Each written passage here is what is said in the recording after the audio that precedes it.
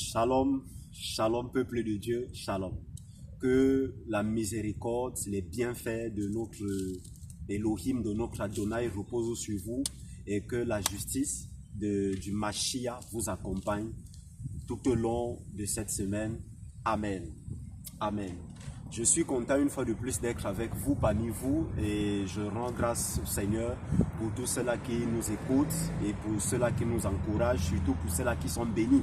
Parce que nous savons que, vu les temps, non seulement il n'est pas facile pour que les gens se consacrent à Dieu, et de deux, nous savons qu'il est beaucoup plus courant aujourd'hui que les gens courent après les miracles, les prophéties, les délivrances. En réalité, le plus important, ce n'est pas ça.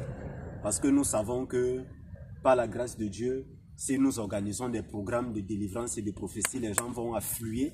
Mais notre souci majeur, c'est que la connaissance de Dieu soit répandue, la connaissance de la Torah. Parce qu'en réalité, c'est ça qui édifie l'âme de l'homme. C'est ça qui transforme l'homme.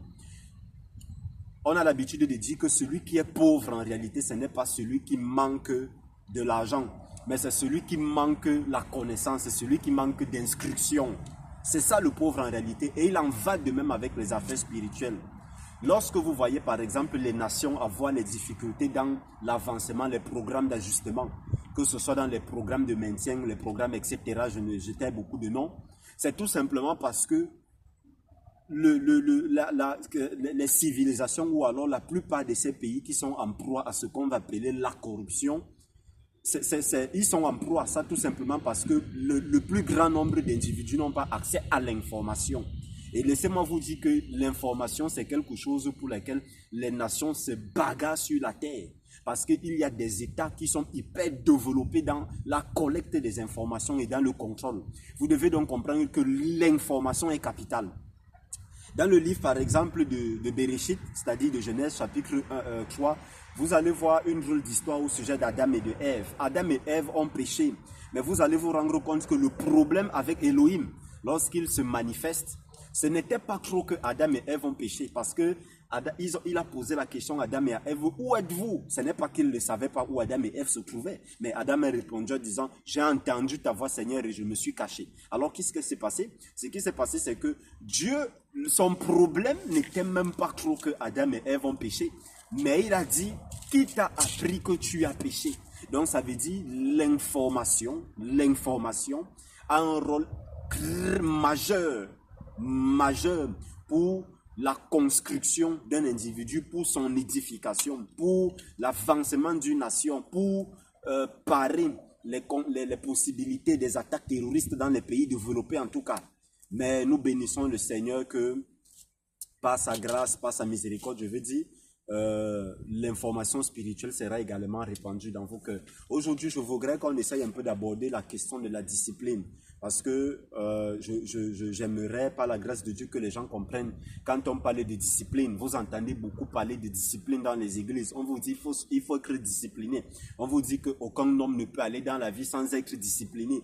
Ne pas aller loin au temple, moi. On vous dit que lorsque vous écoutez, par exemple, les histoires des gens qui ont influencé le monde, que ce soit dans la carrière politique, que ce soit dans la carrière économique, que ce soit dans la carrière spirituelle, vous allez toujours voir la discipline. Bon, et aujourd'hui, on va parler beaucoup plus avec la montée en puissance du mouvement des réveils. On va parler beaucoup de discipline. Mais j'aimerais donc que vous compreniez en réalité quel est même ce qui se cache derrière le concept de discipline. En fait, on ne peut pas parler de discipline sans parler de rencontre avec un esprit. C'est déjà ce que vous devez comprendre. Parce que si on te dit discipline-toi, en réalité, tu vas te discipliner par rapport à quoi? C'est la question qu'il faut se poser. Je me discipline pourquoi? Je me discipline par rapport à quoi? Pour qui est-ce que je me discipline?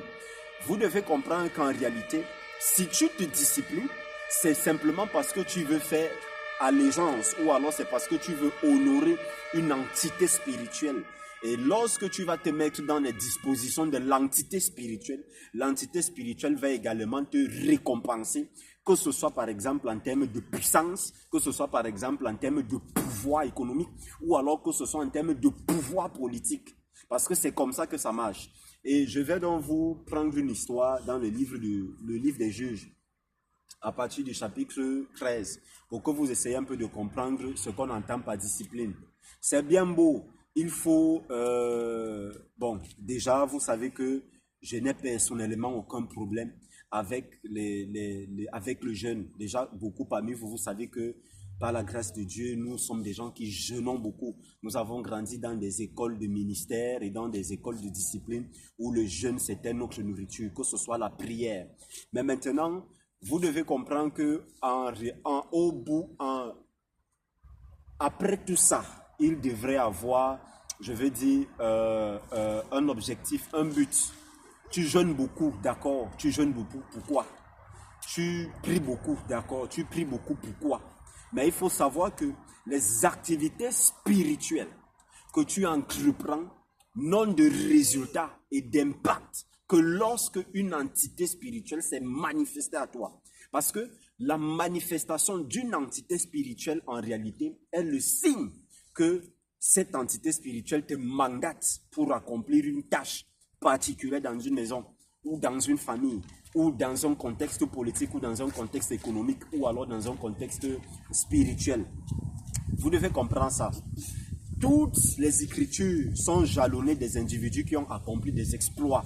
Si on va par exemple dans les livres d'Hébreux, on va vous citer par exemple les Samson, on va vous citer les Déborah, on va vous citer les Manoah, etc. En fait, la liste n'est pas exhaustive. Mais vous allez vous rendre compte que ces individus n'ont eu de rôle et de sens que parce qu'ils ont été appelés à accomplir une tâche, une mission spécifique pour la nation d'Israël. Donc ça veut dire que votre discipline ne vous servira à rien si c'est qu'elle ne peut pas avoir d'impact pour toute une communauté. Et l'esprit est rattaché à la communauté. Et maintenant, si c'est que tu marches avec l'esprit, l'esprit va donc t'affecter la discipline qu'il faut pour que tu puisses porter le fruit qu'il faut afin que la communauté en bénéficie. Donc cette affaire, ce n'est pas une affaire à laquelle tu vas dire je jouis moi seul. Ce n'est pas comme ça que ça marche. C'est un ensemble qui bénéficie. Le livre de Juges chapitre 13, je vais lire. Juges chapitre 13, je veux parler un peu là maintenant de Samson. On va parler de sa naissance. Et pour parler de la discipline, je vais également parler de quelque chose que moi je vais appeler la gestion des caractères et des pulsions contradictoires. Et je vais m'expliquer au cours de la vidéo. Je sais que cette vidéo ne peut pas être totalement étayée seulement en quelques minutes parce que parler de la haine a une raison d'être et la haine, c'est un sentiment qui est généré par Dieu. Je suis désolé de vous choquer parce que je sais que beaucoup parmi vous, vous êtes bourrés de religion. La Bible n'est pas un livre de religion. La Bible nous parle des réalités spirituelles et cosmiques. La Bible nous parle des fondements éternels. La Bible nous parle des choses très complexes. Si c'est que Adam et Ève ne péchaient pas, c'est-à-dire ils ne mangeaient pas l'arbre de la connaissance du bien et du mal, et ils partaient manger seulement l'arbre de la vie, ils allaient toujours pécher. Donc c'est-à-dire ils mangeaient l'arbre de la vie sans avoir mangé l'arbre de la connaissance, c'était le péché. Et maintenant, comme ils ont également mangé l'arbre de la connaissance du bien et du mal, sans aller manger encore l'arbre de la vie, c'était encore nous que c'est péché. Vous allez maintenant donc vous poser la question de savoir, n'est-ce pas que Dieu avait placé un ange pour leur empêcher de manger l'arbre de la vie pour qu'il n'ait pas la vie éternelle dans le mal? C'est une bonne question que vous me posez. Mais cette question a besoin de beaucoup de méditation et beaucoup d'éclairage pour que vous puissiez comprendre la conception et la logique de ce qu'on entend en réalité par scripture de lumière et scripture des ténèbres. Les enfants d'Israël recommencèrent à faire ce qui déplaît à l'Éternel. Et l'Éternel les livra entre les mains des Philistins pendant 40 ans. Or, il y avait un homme de Tzora, d'une famille de ceux de Dan, dont le nom était Manoah, et sa femme était stérile et n'avait jamais eu d'enfant. Et l'ange de l'Éternel apparut à cette femme-là et lui dit, « Voici tu es stérile, et tu n'as jamais eu d'enfant, mais tu concevras et enfanteras un fils. Prends donc bien garde dès maintenant. » Voici donc la discipline. Une entité est apparue. Une entité, on a dit, l'ange de l'Éternel. Je préfère les versions manuscrites, les versions hébraïques. Dans les versions hébraïques, on va simplement dire un malach. Un malach, c'est un envoyé. Et quand on parle donc d'envoyé, il y a environ, dans la tradition juive, il y a 72 catégories d'anges, d'entités spirituelles. Donc, c'est ce qu'on appelle le Shem Hamephorach, c'est-à-dire les noms de Dieu, les entités qui marchent avec Dieu. Permettez-moi une expression parce que je sais que la tradition chrétienne ne va pas comprendre ça comme ça, mais je voudrais expliquer des concepts un peu profonds. Quand on dit en hébreu Elohim, ce qu'on a traduit en français par Dieu, en traduit en français par Dieu, c'est trop limité. Quand on dit Elohim, on a d'abord El, ensuite on a Ohim, c'est-à-dire El qui veut dire grand, souverain, Dieu tout-puissant, un Dieu. Le Seigneur, c'est-à-dire il est Seigneur de, maintenant de beaucoup d'autres esprits. Et Ohim au pluriel. Donc on a le grand des esprits, donc c'est un peu comme une confrérie, une congrégation. Je ferme la parenthèse là.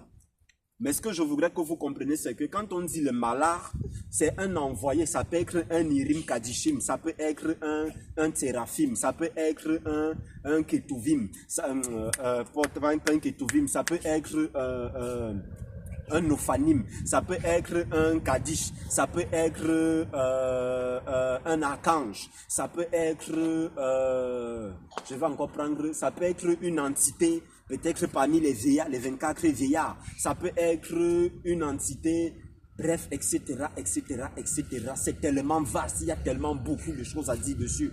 C'est ça le malach. Maintenant on dit, le malach apparut à cette femme et lui dit, voici, tu es stérile, tu n'as jamais eu d'enfant, mais tu concevras et enfanteras un fils. Prends donc bien garde dès maintenant de ne point boire de vin ni de cervoise et de ne manger aucune chose souillée, car voici, tu vas être enceinte et tu enfanteras un fils. Et le roisa ne passera point sur sa tête, parce que l'enfant sera nazaréen de Dieu dès le ventre de sa mère. Et ce sera lui qui commencera à délivrer Israël de la main des Philistins. Amen. J'aime ce passage. J'aime ce passage. Je vous ai dit que la discipline, en réalité, est rattachée à un esprit. Vous ne pouvez... Dans le gouvernement, par exemple, moi je connais des individus dans les gouvernements, on va par exemple lui dire, tu ne manges pas l'huile rouge. On va par exemple lui dire, tu ne manges pas de bœuf. On va par exemple lui dire, tu ne manges pas ceci. On va par exemple lui dire, tu ne manges pas cela. Vous croyez que ces choses, c'est par hasard? Même la parole de Dieu nous demande de manger cachère. La parole de Dieu nous demande de manger cachère. Et non les gens qui ont inventé leur truc en disant que Jésus-Christ est venu, que Yeshua HaMashiach est venu décrire la Torah là. Et ça, ils savent de quoi ils parlent. Même la parole de Dieu nous demande de manger cachère. Ça fait partie de la discipline rattachée à une entité spirituelle. Vous ne pouvez pas avoir la puissance d'une entité spirituelle sans avoir la discipline qui est correspondante à cette entité spirituelle. Dans les temples d'avant, si vous étudiez particulièrement le monde Médès et Perse, pour ceux qui ont vu les films qu'on appelle le film de Troie ou bien les 300, ce sont des films qui vous parlent beaucoup et ce sont des films en réalité qui ont des parties bibliques qui sont dans la Bible. Lorsque vous étudiez le royaume d'Assuréus et d'Artaxerxès, je suis dans le livre de Daniel. Qu'est-ce qui se passait dans ces temples-là? Vous allez avoir des filles qui ne couchaient jamais avec des hommes et qui étaient vouées dans des temples. Quelle était la discipline de ces filles? Elles ne devraient jamais avoir des relations sexuelles, elles ne devaient pas boire des liqueurs fortes.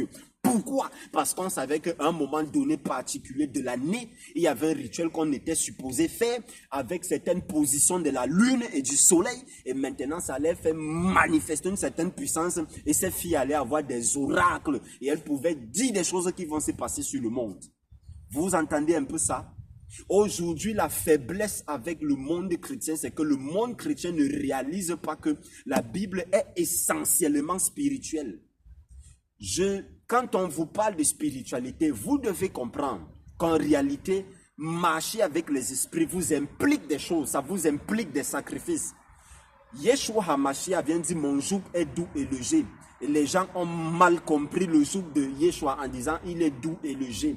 Bien-aimé, vous devez comprendre que si un serviteur de Dieu vous dit soyez discipliné, vous pouvez être discipliné, mais tant que vous n'avez pas une visitation spirituelle, votre discipline ne vous servira à rien. D'ailleurs, c'est parce que vous avez même la visitation spirituelle que l'esprit qui va se manifester à vous, parce qu'il y a beaucoup d'esprits dans le royaume de Jésus-Christ. Ah oui, il faut vous dire ça. L'esprit qui se manifeste à vous portant le mandat du Père. Lorsqu'il se manifeste à vous, bien entendu, il va donc vous donner une vague de choses qui vont avec ce que vous devez faire. Et c'est donc maintenant parce que vous respectez ça, on va donc dire, Vous avez une discipline. C'est donc parce que vous respectez ça que vous allez donc dire que l'Esprit de l'Éternel me parle. Parce qu'il faut comprendre que quand on dit l'Esprit de l'Elohim, Yahweh, comme on a déjà dit Elohim, donc ça peut être un Eloha qui va se manifester à vous pour accomplir quelque chose dans une nation, pour accomplir quelque chose dans une famille. Mais là, je ne voudrais pas avoir le regard purement pentecôtiste et de dire la délivrance de ta famille, la délivrance de ta famille. Parce qu'il y a beaucoup de gens dans la Bible dont on n'a jamais entendu dire qu'ils ont été délivrés, mais ils ont fait des exploits. Donc laissez-nous les choses avec les délivrances là. Alors, ça c'était d'une part pour la discipline, parce que je vous ai dit ce sont des sujets trop complexes et ce sont des sujets qui nécessitent que nous entrions vraiment en profondeur et que nous enseignions pendant beaucoup d'heures et que nous fassions des démonstrations de puissance à l'appui pour que vous compreniez ce que ça veut dire. Mais maintenant, je vais aborder l'autre volet que j'ai dit au début de cette vidéo en parlant de ce que je vais appeler la gestion des émotions contradictoires. Qu'est-ce que j'entends par la gestion des caractères et des émotions contradictoires? Je sais que dans la tradition chrétienne, il est de connivence et il est d'habitude et de préférence de dire si la haine est en toi, prie que le Seigneur te délivre de la haine. Mais je tiens à te rappeler que c'est parce que Samson avait de la colère et de la haine en lui qu'il a pu délivrer le peuple d'Israël. Je voudrais que vous compreniez un peu quelque chose. Et c'est là où moi j'aime la tradition juive. Parce que la tradition juive ne dit pas que le caractère que tu as est négatif. Ils n'emploient pas ce mot. Ils disent le caractère que tu as a de mauvaises influences et travaille afin que ce caractère puisse maintenant être bien apprécié. Et je bénis le serviteur de Dieu, le Rav Uri Cherki, de qui j'ai écouté cet enseignement. Ça m'a beaucoup rendu ministère. Vous devez comprendre que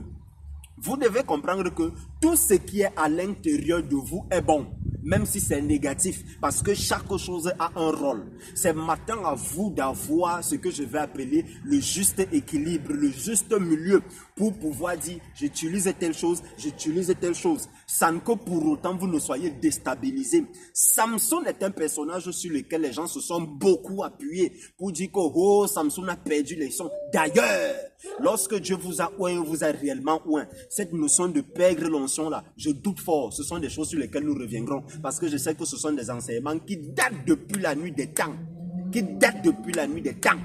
en ce qui concerne le christianisme. Je ferme cette parenthèse. Alors, Samson a commis tous les dégâts qu'il a pu commettre. Vous et moi, nous sommes témoins.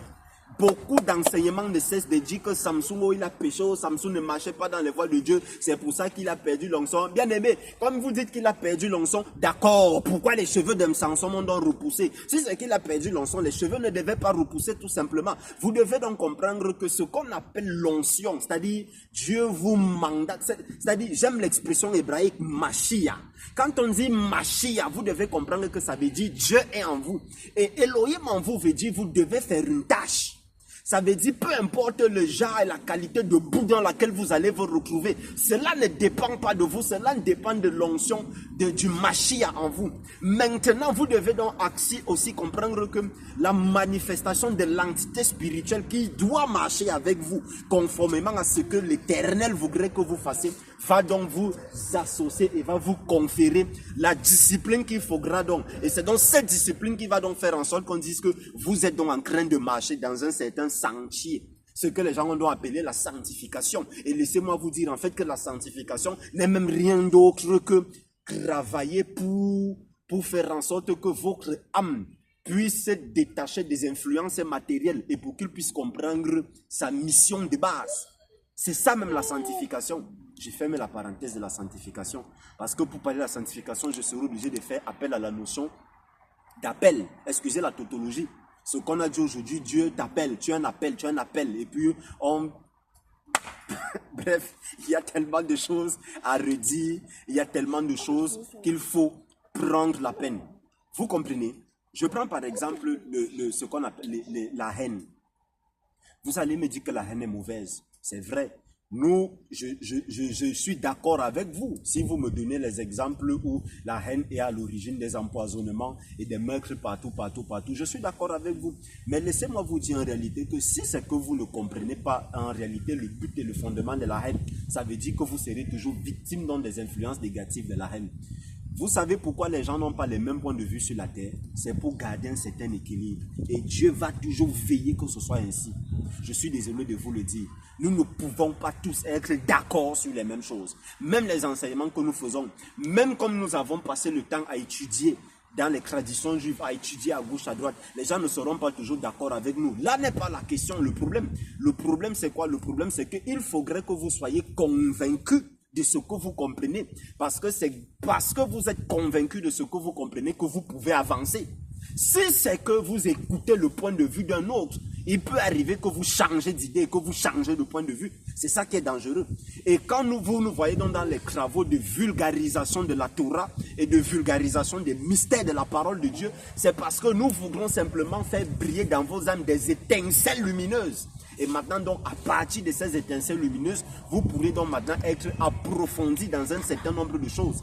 Si on vous parle aujourd'hui de la haine, comme étant le moteur des guerres sur la terre, vous devez comprendre que la haine, à la base, c'est un peu comme on dit, il y a ce qu'on appelle la lumière et il y a ce qu'on appelle les ténèbres.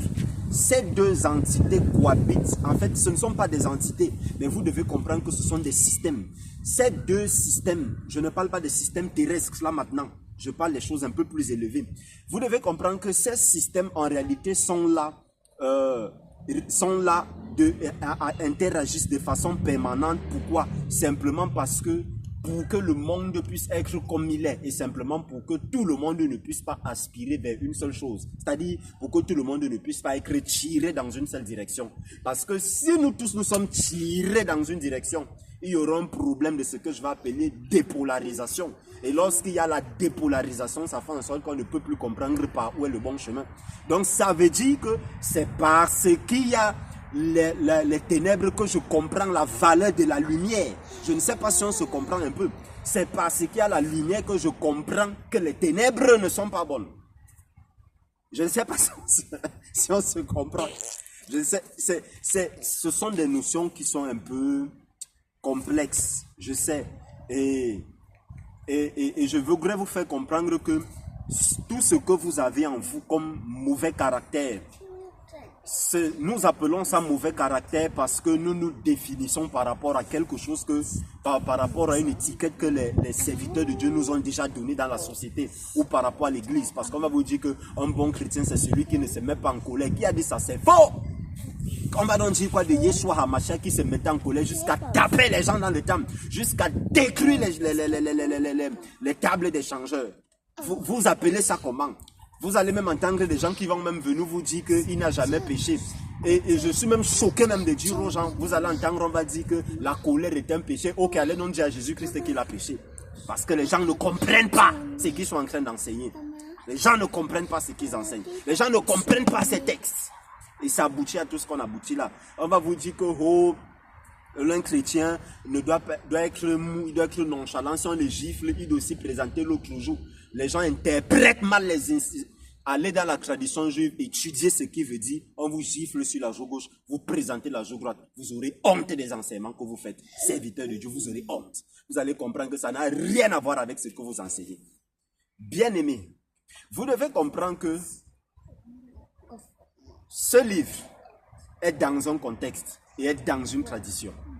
Donc si on dit que Samson est le libérateur, comme les textes l'ont dit, le libérateur, ça veut dire que Samson doit être animé d'une colère et d'une haine vis-à-vis du peuple philistin. Vous allez me dire que Samson a péché, je vais vous dire qu'il n'a jamais péché. Je sais que là ça va devenir choquant. Parce que je sais que vous êtes déjà remplis, la plupart des gens en ligne sont déjà remplis de ce que je vais appeler les croyances. Les croyances en les doctrines humaines et en les systèmes humains, les systèmes imposés par les leaders. Je suis désolé, je n'enseigne pas un système et je n'enseigne pas un leader. Parce que Yeshua HaMashiach de Saboussa a dit « Allez et faites de toutes les nations des Talmidim ». Vous savez ce qui veut dire Talmidim? De Talmidim, la racine hébraïque à l'intérieur, c'est d'abord la Torah. On a la Torah qui est enseignement. Donc, allez et faites de toutes les nations des disciples et enseignez-leur la Torah. C'est ça les Talmidim qu'on est venu traduire par disciples. Parce que quand on dit maintenant disciple, il y a équivoque et il y a confusion des choses. Parce que maintenant, c'est disciple de qui? C'est disciple d'un prophète ou disciple d'un pasteur, disciple de Jésus-Christ, c'est disciple de qui? Or, s'il aurait fallu laisser la tradition telle qu'elle, on allait dire des Talmidim. Les Talmidim, à l'intérieur, on a d'abord la racine hébraïque qui est la Torah. Et le mot Torah, on le définit et on le traduit quoi? Enseignement, c'est ce qu'il veut dire. Donc vous devez faire attention. Samson avait un rôle. Et pour que son rôle soit accompli, Samson devait être rempli de haine et de colère. Voilà donc une utilisation positive de la haine. C'est pour vous faire comprendre que même la colère que vous avez, ce sont des choses qui doivent être bien gérées afin qu'elles produisent le fruit qu'elles sont supposées produire. Si vous êtes un chef de famille, par exemple, et que vous, dans la nuit, vous vous faites assaillir par des brigands, c'est la sainte, j'ai même dit la sainte colère, c'est de la colère que vous aurez et de la notion de justice pour protéger votre famille qui va faire en sorte que vous preniez le fusil, vous tuez les gens qui viennent vous tuer, qui viennent vous braquer. Ça, les gens qui ne comprennent pas vont dire, oh, cet homme a pris un fusil, il a tué les gens, mais ils n'ont pas compris. Je tiens à vous rappeler que être enfant de Dieu ne veut pas dire être religieux.